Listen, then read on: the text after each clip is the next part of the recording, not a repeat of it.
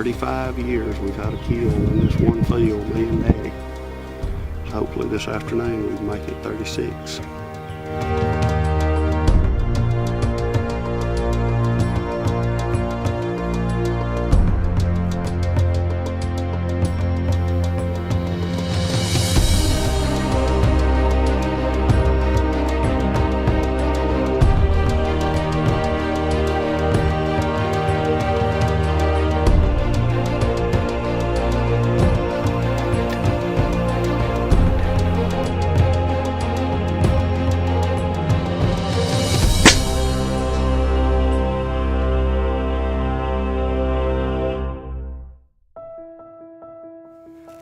One of the neatest things that I've done in a long time when it comes to hunting is started shooting an air rifle. Casey and I started using it about 3 years ago doing hog removal work, and it's legal to harvest a deer in Alabama with an air gun now if it's larger than a 30 caliber. This is a 357 caliber Benjamin Rogue, and I'm telling you, if a deer gets within 100 yards, they can just forget it.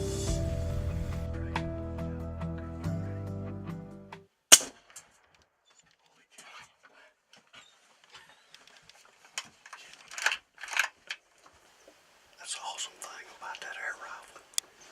The rest of the deer don't even know what's going on. It doesn't have that crack. 60 yards. Dropped her just like a big gun. Oh yeah.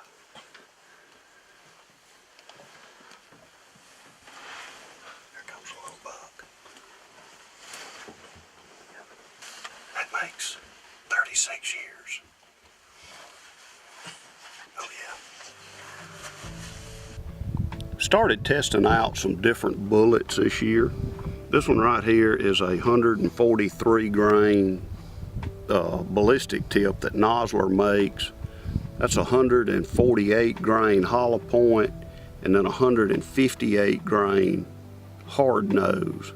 This hard nose is what we started shooting hogs with because it's got a lot of penetration power, and also the coyote that I shot at 104 yards, complete pass through with that hard nose bullet. Also, the first doe that Gunner shot, she was at 90 yards and we had a complete pass through on her as well.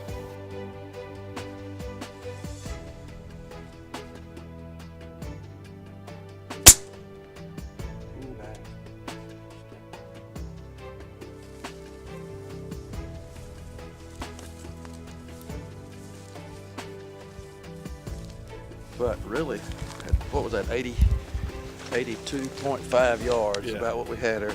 Yeah. And I put it pretty much about right there, so it didn't really drop very much at 82 yards. Pretty much on. This air rifle's great. Then we tried out the ballistic tip, and it did pretty good, but it's still not mushrooming well. Shot a couple of does with it, but I'm telling you, this 148 grain hollow point, unbelievable. That's what it mushroomed to on a doe that I shot right behind the shoulder. It broke one rib going in and lodged in the skin on the opposite side. It's one thing about this gun now, you've got to be precise where you put it. Furthest I've shot one's about 100 yards. I'm comfortable out to 110. I've got this gun sighted in dead on at 80. It's about 4 inches high at 40 and about 3 inches low at 100. The scope's got mil dots in it, so it's just like a long range shooter with a rifle. As long as you know what the ballistics of that gun is and you've got a good range finder, then it just becomes how precise a shot are you.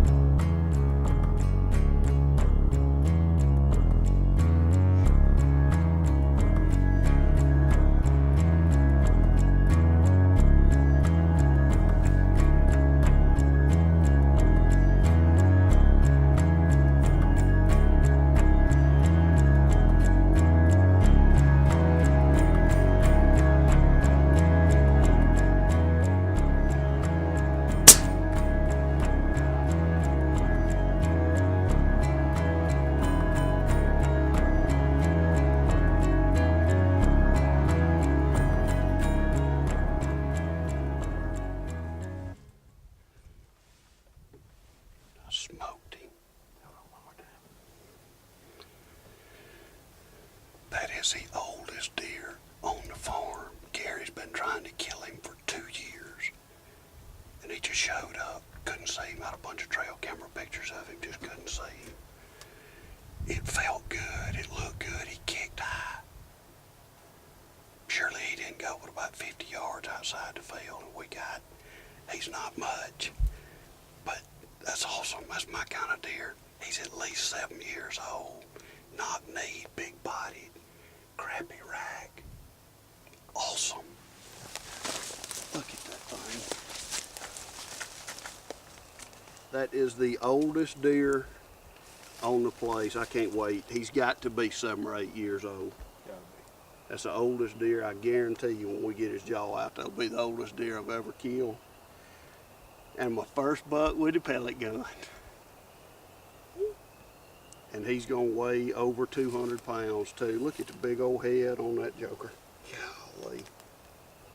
Now the way we refill the gun is we just got a 3,000 pound scuba tank. Crossman sells tanks, but as much as we were using them with our hog control work, we had to have something that carried a little more volume.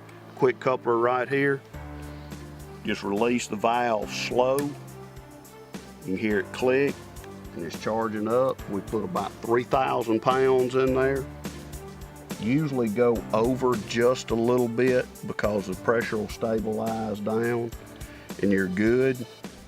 Another neat thing about this gun is it's got a 6-round clip. So it's not a single shot like a lot of manufactured air rifles. You just load it up just like that, just drop them in, spin the wheel,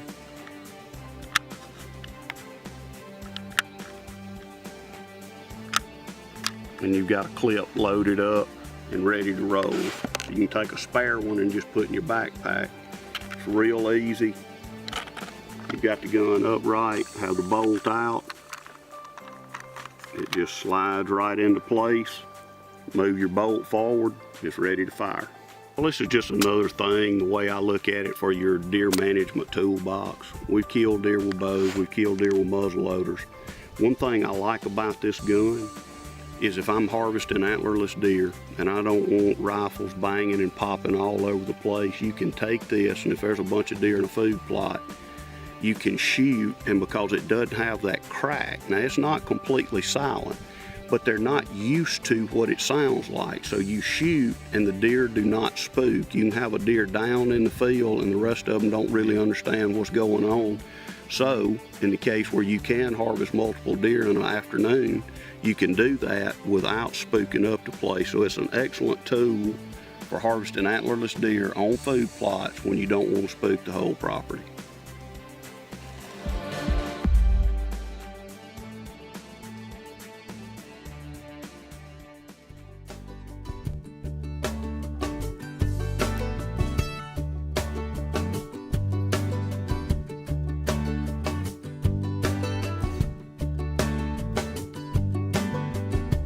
There's a place I go, tucked back in the pines, where a green field grows, my own little paradise.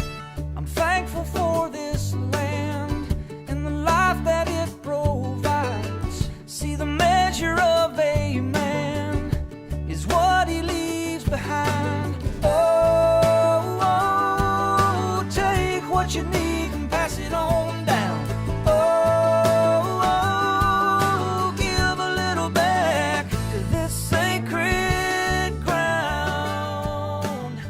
Sometimes you just got to get on old Chucky. Let him loosen up a little bit. I am what I am. If you sit me down, I'm going to talk like this. Hit trails, in pine plantations, nothing can be better. That'd have been good if he hadn't just bulldozed the camera.